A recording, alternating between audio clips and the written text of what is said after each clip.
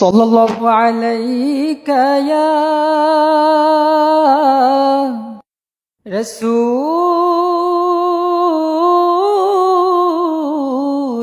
রাসূলাল্লাহ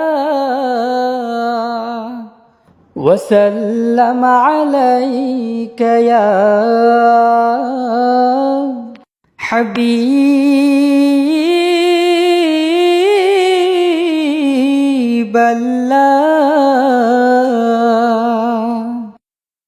ওগো মোর প্রিয় নবী শোনো গো, তোমারে দিদার কবে পাবো গো।